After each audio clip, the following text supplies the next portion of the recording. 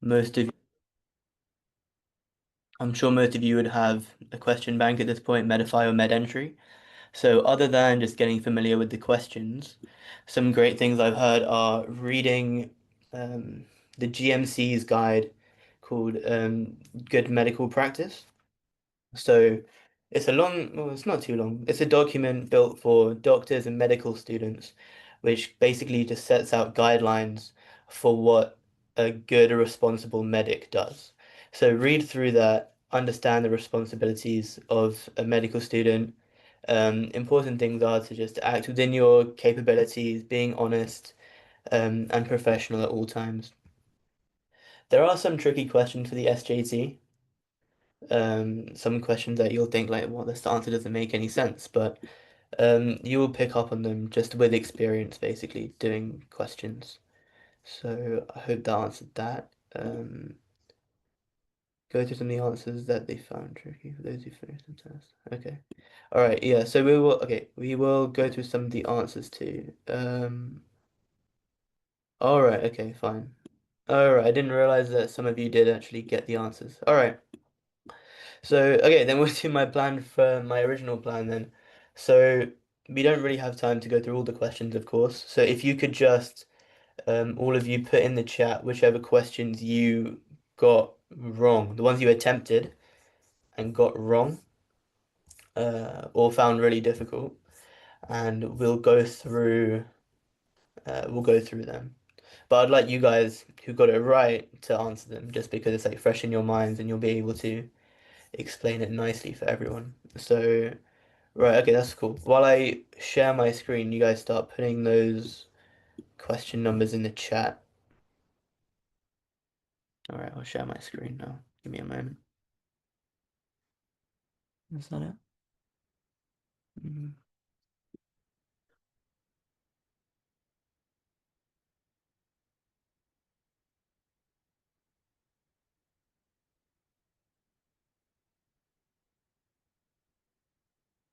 Can we see that?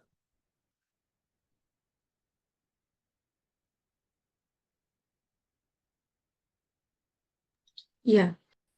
All right, thank you, thank you. Cheers. All right, now let me just open the chat so I can see what we want to go through. Um, all right, so I'm just gonna wait for a few more responses, and we'll go through the ones that um most of you had a problem with.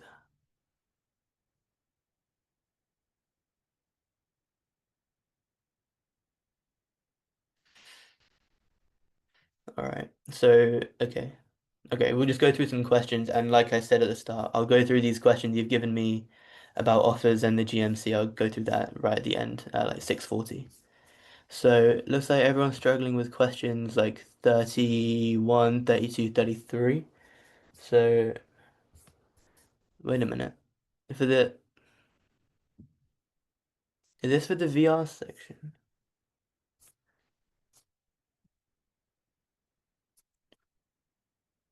Oh right. Okay. For the DM section.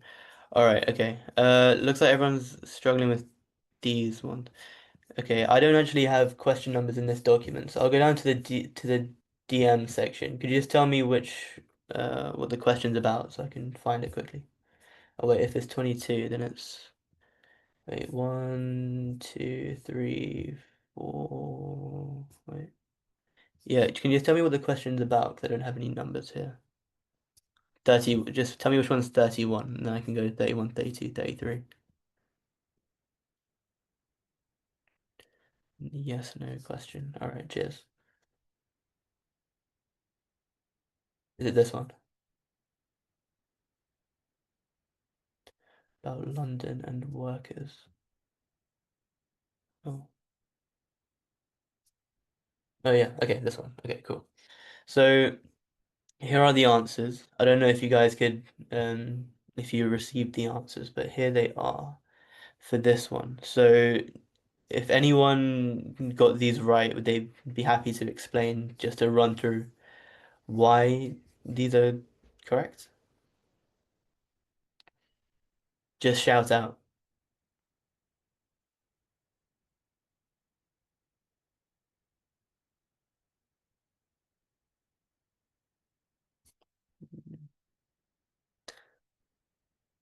All right.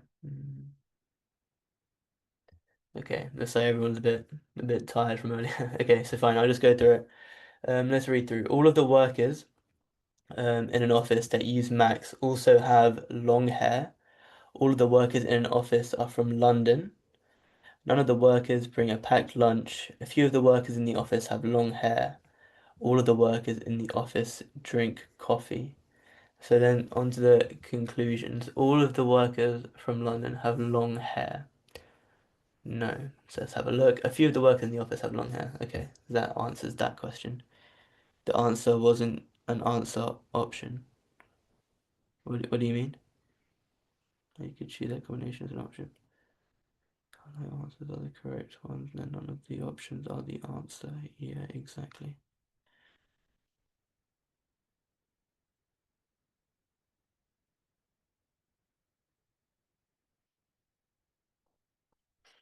Oh, okay, I see. I didn't know that's how the test was done. This says the correct answer. Okay, I'm sorry, guys. Right, I didn't realize that that's how they'd done it. Okay. Right. So everyone's saying the correct answer was yes, no. Right. Okay. But yeah, everyone we can all see the first answer should be no because all of the workers have from London have long hair is no. A few of the workers in the office have long hair. All right. I'm sorry, guys. All right. Let's move on to the next one. For 32, was this one of the options available? No, no, no, yes, yes. Oh, okay. So do people want me to go through this one? I think I saw some people saying 32 was hard. Hang on. 32, 32. Can you go over the heart rate? Oh, yeah, yeah. I actually wanted to talk about that one earlier. The heart rate BMI question. Hang on, let me show you that one. Where is it? I'm so sorry. Uh, this one here. Okay. So, okay. So here's the heart rate BMI question. And these are like some really tricky ones. Um, Often when they give you like four people and then like a few different categories about it, the go-to thing is to make a short table. And this is the answer, by the way. Freddie had a heart rate of 63. So um, normally it's quite tempting to make a table, and it definitely does help, but it can slow you down. So for this question, I'll just show you a quick way of finding the answer. I'm sure if you spent more time, you'd figure it out. But look, this whole question, to answer this, you only actually need one sentence here. Finn's heart rate is 8 more than Freddie. So that means that the difference between two heart rates has to be 8. Okay?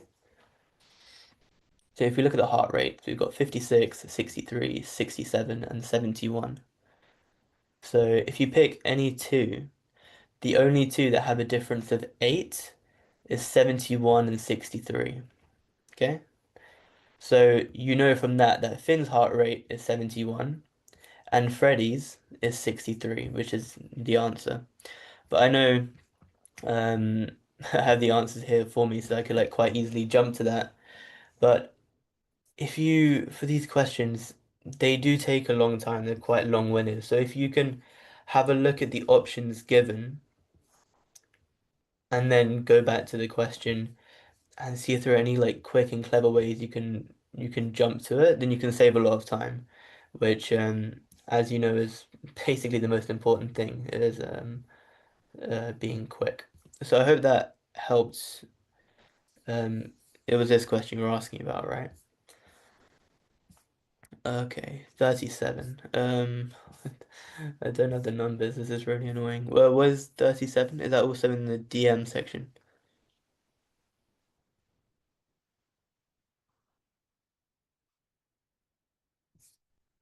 I'll get an answer in a second. It was another yes no one. It's about teachers and humans. Okay, I'll find that. By the way, if you got this one wrong, don't worry about it. That's it's not written correctly. About teachers and humans. Let me find that.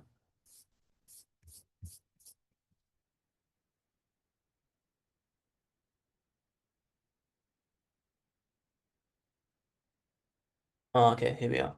So this is they're saying no, no, no, no, yes. Was that one of your options that you got? Yeah, okay, cool. So let's have a look through quickly. All humans are either men or women. All teachers are humans. This is not, all teachers are humans. Not all teachers are principals. No men are women. Some principals are not men. So all principals are humans. Yes, no.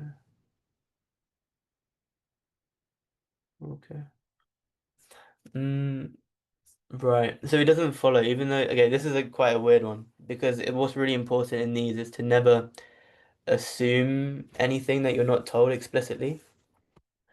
So it's saying all principals are humans, and of course they are, but from the logic you've been given here, you can't conclude that because surely men can't be women. Wait, I'll just finish this. So yeah, it doesn't say explicitly that principals are humans because it never says that they're teachers. It says not all teachers are principals. It never says that um it never says at any point that all principals are teachers. Then you can't assume that they're humans. Surely if they're either men or women, then men can't be women. Wait, what? All these are men. No, no principals are women. No. Wait, which conclusion are you talking about?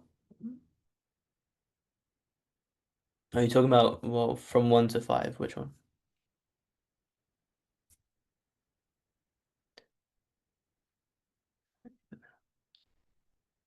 Talking about the description. Oh, up here.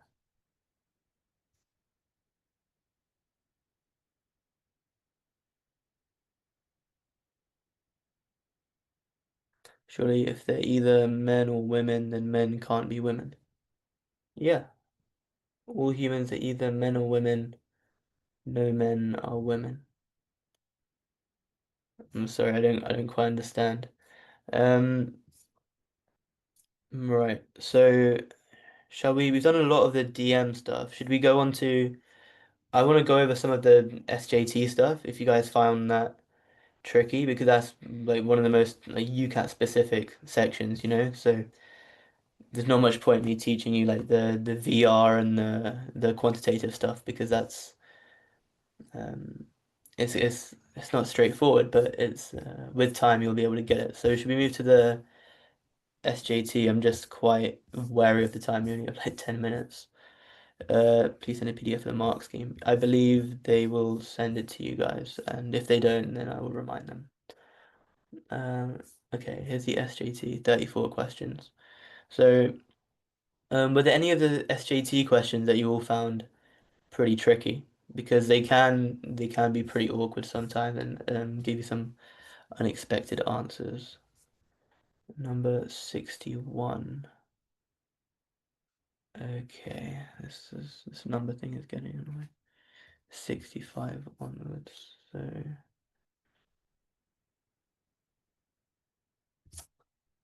right. Which is the first?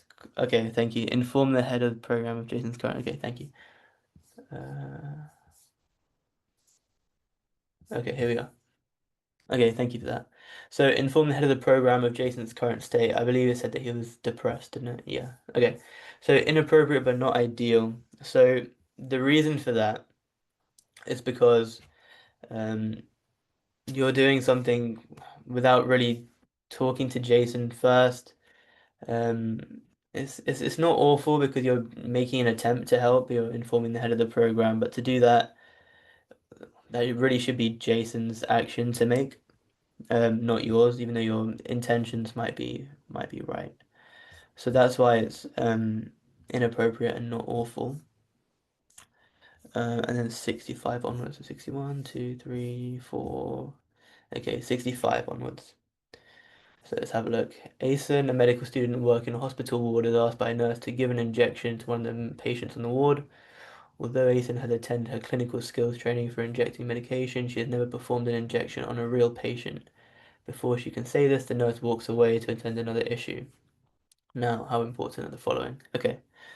That the nurse who asked Asen to do the injection was very busy with another issue. Yeah, so when the real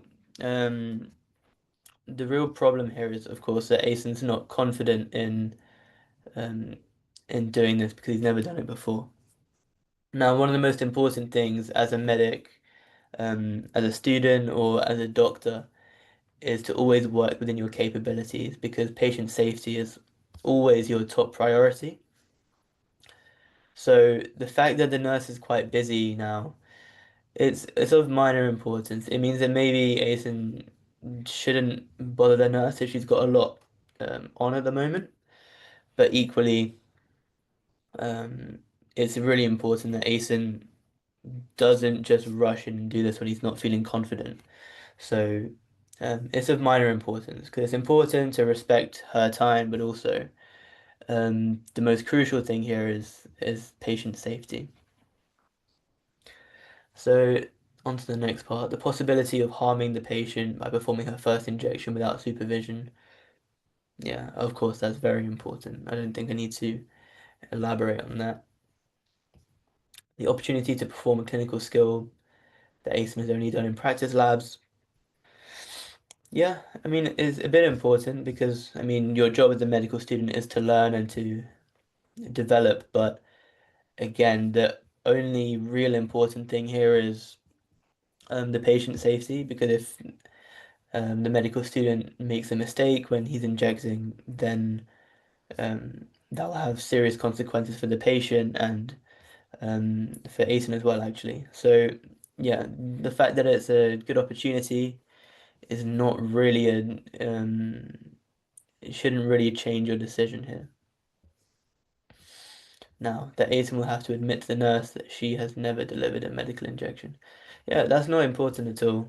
Um, as students, of course, you're not expected to know everything, and it's best to admit what you can't do. They'll respect you for that, um, because also they're aware that they don't want you to be doing it if you're not confident and if you've never done it before.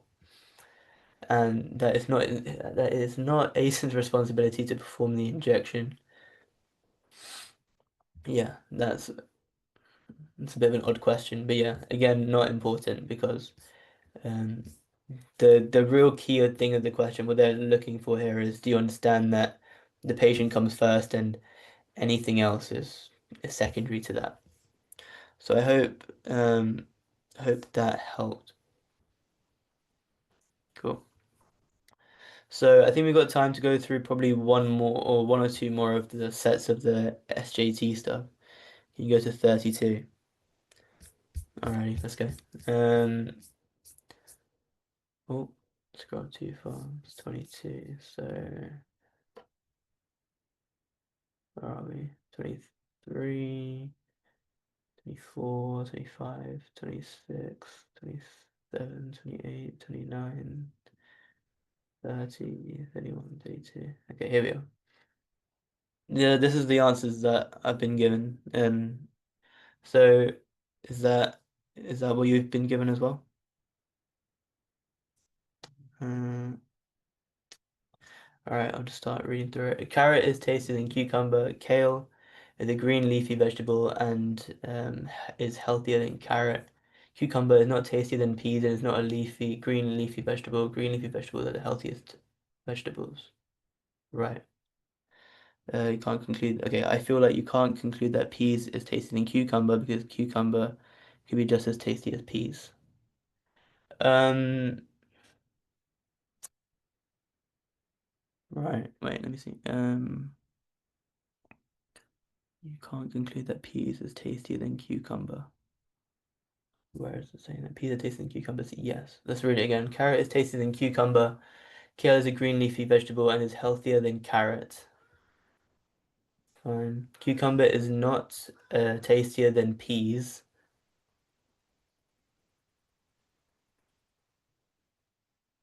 Wait, peas are tastier than cucumber. Well, it says it. Okay, it's saying it here. Cucumber is not tastier than peas, which means that peas are tastier than cucumbers. So it's a bit tricky. They've worded it as like a negative here, but that's why. Um, this is yes. They give you just a taste of each other. They could be just as tasty as each other. Cucumbers not tastier than peas. Mm. Okay, that's a fair point actually. Yeah, you're right. It doesn't say that cucumbers are less tasty than peas, it says they're not tastier, so they could be equally tasty. Yeah, fair point. Okay. Um, yeah, I agree with you actually. Okay, so then that might actually be no. Yeah, thank you. Thank you. Um, for pointing that out. All right, do we have any other questions we want to go through? Or it's 6:40 now, so I'm aware that people may have to go, may have other plans, but if you want to stick around and just ask the dice probability one. Right, that question, don't worry about it. Wait, dice prob okay, wait. Which is the dice probability one? I was thinking about a different dice one, my bad. Um, alright, let me find that one. Is that the one where they are? I think so. Let me find it.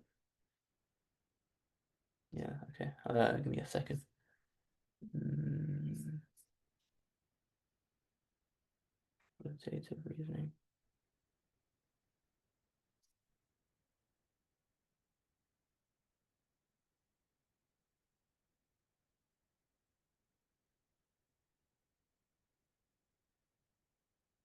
One before the dice diagram. Okay, cheers. Thanks.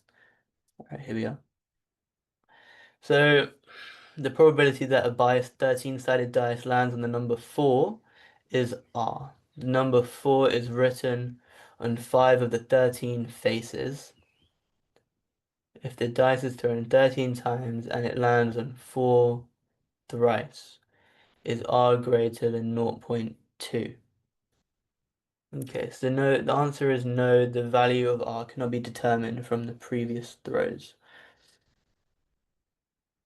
Now, the reason is like just because you got this answer doesn't mean yeah, just because you got it on 4 3 times doesn't really mean much. Like I could flip a coin like 10 times in a row and get it land on heads every time. That doesn't mean that it's 100% chance of it landing on heads, if you see what I mean. But why isn't it a R not 5 over 13? Because you know there's a configuration because that's written in a certain way. Yes, because the number 4 is written on 5. Wait, let me go. Why isn't it A, R is R? 13, because you don't know the configuration of the attachment. Yes, because the number 4 is written on 5 of the 13 faces. The probability of landing on 4 is 5 over 13.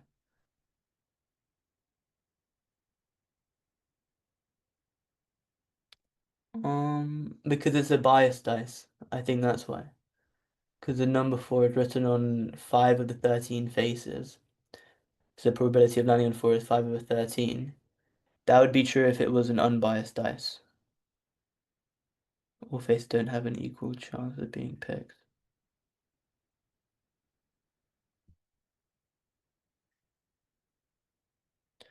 I see if it makes sense. Yeah, no worries, no worries. Okay, so I think we'll wrap it up there. I think there were some questions earlier about like, the GMC, so I'll get back to that.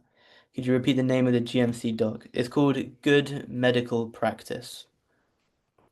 They publish it. I think there's a version for medical students. Read that. There's a version for doctors too. So read both of them. It's not a very long document. Just read through it. It's a lot of common sense stuff that you'll understand.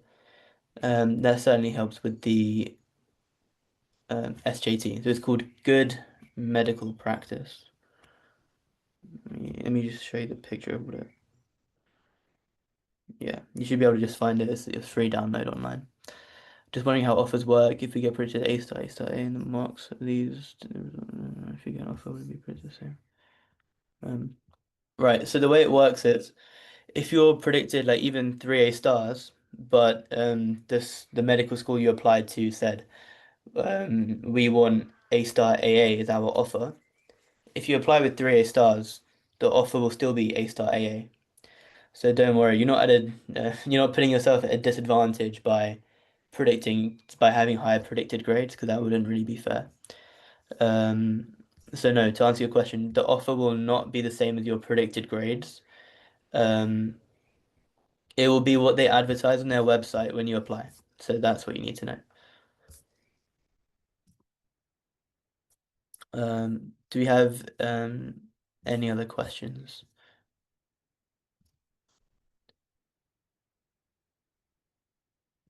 No worries, no worries.